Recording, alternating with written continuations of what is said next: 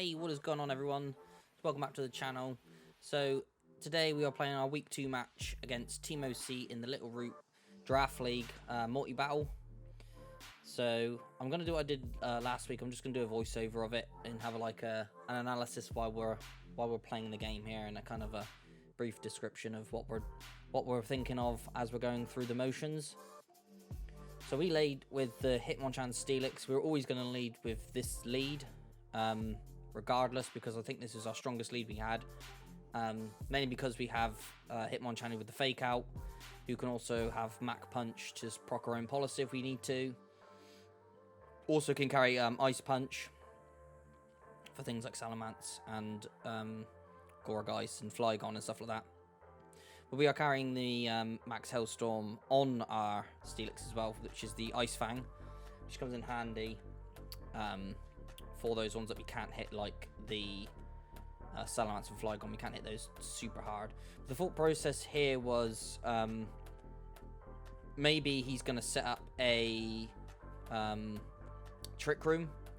So we're thinking maybe he's going to switch out Salamence. We didn't want to use a Max Hellstorm into the Salamence slot just in case he switches out and we waste our Fake Out and our Max Hellstorm, which just burns a turn, because he had Calyrex on that side. So we just didn't want to waste the turn. So we went for the Fake Out on the Salamence in case he did stay in, but then Max Hellstorm just to do some chip damage to the Gourgeist. I know we won't do too much damage to it because I think Gourgeist is pretty bulky, so he doesn't switch out. So we do get the Fake Out off, and also if he does set the Trick Room up, it works out in our favor, and he has to do a hard switch in instead of giving him a free switch in if we take out the Salamence. So we do just over, I'd say about 20% there of health, 25%, something like that. So he does get the Trick Room up, which is what we didn't mind him setting up, because we were the slowest. Even if he had Calyrex out, we'd still be the slowest. Unfortunately, though, using the Max Hellstorm did break our own sash on our Hitmonchan. But here we just went, you know what? I think we can get away with a Max Steel Spike in the Gourgeist, boosting our defenses up a little bit for when Calyrex comes in, so we can live a bit longer. And then we Mach Punch our own Steelix to proc our own policy.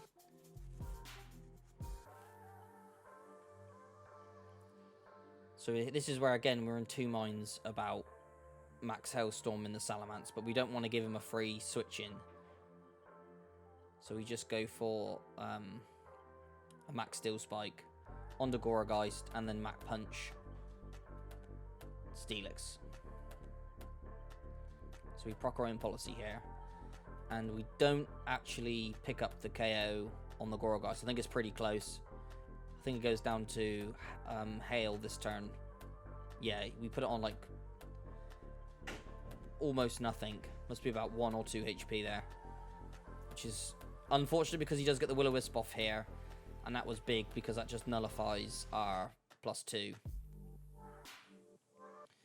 And then he takes out our Hitmonchan here because our Hitmonchan's not very bulky. He's just got invested in speed and his attack, so he's not bulky at all. So that just takes him out. But we do take the Gourgeist out from Hell, so that's not too bad. So in a minute, it was 1 apiece.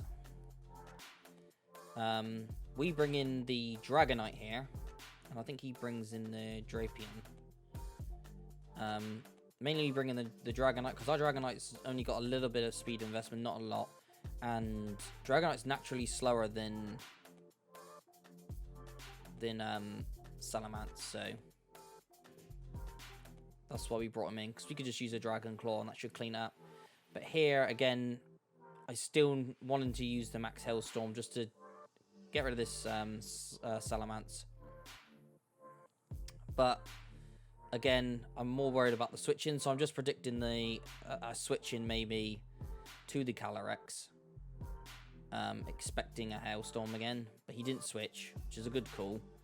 So we take him down to about 50%, get another +1 on our defense. We're at +2 on our Steelix, +1 on our Dragonite.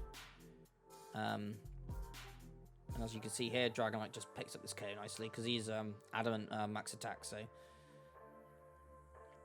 which is nice to take out that Salamence. And then Drapion uses Brick Break, which doesn't do too much. We're not too worried about that. The Drapion isn't doing too much to us. Poison moves ain't doing anything to him either. This is of the Steel type, so I think he's really just locked into using that Brick Break. But I think now he brings in the Calyrex, and this is where I had to. This is where we had to sort of count our turns up, because I was trying to count. Is it the turn he can Dynamax, or is it not the turn he can Dynamax? Because if he couldn't Dynamax, I would have gone for the Wide Guard, and that would have been purely to stop our Dragonite from going down and maybe do a bit of chip damage on the Calyrex then. But I managed to count it through the turns, and then it was like, no, Calyrex is going to Dynamax. I need to do some damage here. But I think I go for a high horsepower. Yeah, I go for high horsepower on the Drapion with Steelix. I think our Dragonite goes down here.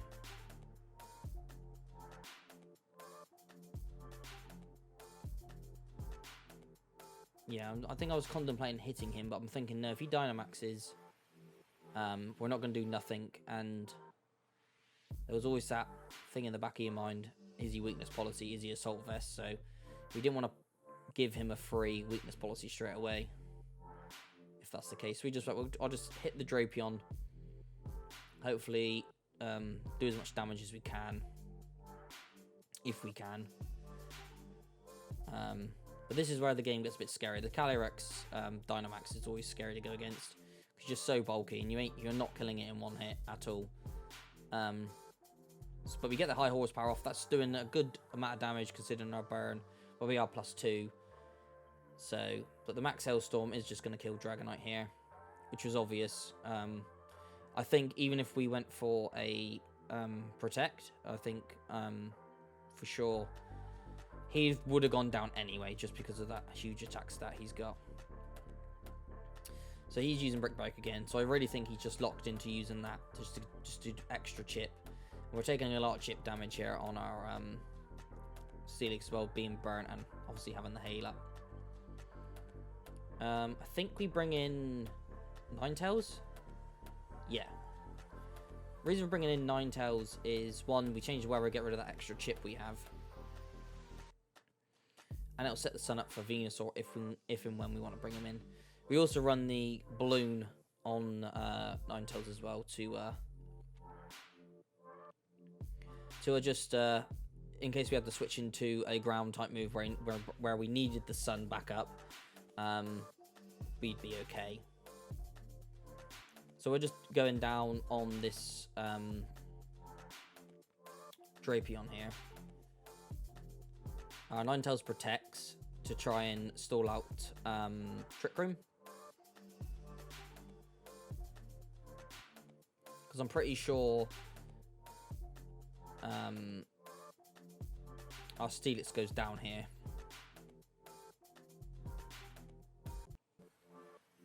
Yeah, because when he's in the Max Quake come out, I thought, well, he ain't going to go into the Ninetales because of the balloon. So we could have actually hit him here and got a free hit off, but you just can't predict those things. We didn't want the Ninetales to go down though. So Calyrex is actually at +2, which in a way worked out in our favour here, because Trick Room goes, we bring in Rotom in here, and the thinking was we bring Rotom in, he can't hit Rotom very hard at all. Really, even though he is at +2, we were thinking maybe we could take at least one from him. But then we just thought, we're faster, we might as well just Will-O-Wisp. He's not going to protect, he's not going to do anything like that. So we'll just burn him and do what he did to us, basically. Burn our Steelix with our weakness policy and just nullifies the weakness policy. Just before he starts going a bit too wild. And also we put foul play on our Ninetales. And considering we know Ninetales is naturally faster than Excadrill, we didn't care too much about... well, he wasn't going to switch out, so we were always going to be faster. But here's where we find out he's a weakness policy, and we're like, oh no, he's a +4. And now we're like, this burn needs to hit. And Ninetales hangs on from the rock slide, pops our balloon. But we hit the Will-O-Wisp, which is nice. That was one of the things I was worried about not hitting. But the foul play on the Calyrex did so much damage. So much damage. But even at a +2 with the chip damage, Rotom was never going to live that. And he changes the weather again, which was sort of bad for us because we were then going, oh, we haven't got a way to set the weather back up. Or anything like that. And we just hang on from chip damage from hail as well here, which is just very fortunate. So we're down to our last 2, and we've got 3. I think they're on their last 3 here. But Dynamax ends this turn. And my theory is, if they've got Excadrill, they've got Tyranitar. So the best thing here we can do is we Earth Power the Excadrill, because the Excadrill is only going to be able to do chip damage on us. So the Earth Power would be Excadrill, and he has to switch out Calyrex, because if he doesn't, I can go for a foul play again, and I can probably take out that Calyrex with another foul play. So he has to think whether he wants to keep him in and possibly lose Calyrex and then get Tyranitar next turn. So we knew that he was going to switch out. That was an obvious thing to do, just switch out. Sets the stand up. He is then quicker than Excadrill. And plus, we could have Heat Waved as well. That was another thing we did think of. We could Heat Wave, hit both of them for super effective. So that was, because we were faster, we knew that it was going to pop off. So he had to switch, which was the right thing to do on his end, because he had to switch. Otherwise, he'd have took a lot of damage then. So I just went Earth Power straight into Excadrill, knowing I wasn't going to take any more damage. We take out the Excadrill. And this is where I'm thinking, we might actually win this. We might actually win this. There's still a chance where we can win this. So the thought process here was, we get a Sleep Powder off. The only thing I was worried about is maybe if he switched back into Calyrex, but I was like, there's no reason why he would. But we get the Sleep Powder off here. Now, this is huge. If we'd missed that, I think that would have been the end of the game for us. But we got the Sleep Powder off. So that was big. And then we just thought, right, we get an Energy Ball to hit. See how much damage it's going to do. We're not going to do too much damage. We knew we weren't going to one-shot because Tyranitar is really bulky, especially in sand. So we get this Energy Ball off. We do about just over half, I think. Yeah, a little bit over, about 60%. And we needed Tyranitar to stay asleep. And he stays asleep for us, which is brilliant. So we managed to get another free Energy Ball off. And I think he goes for the Protect here. And at this point, I think I'm shouting and screaming, going, come on, stay asleep, stay asleep, stay asleep. And he does stay asleep. Very fortunate for us. So we take him out here, the Tyranitar. I'm like, yes. So Calyrex is the last one.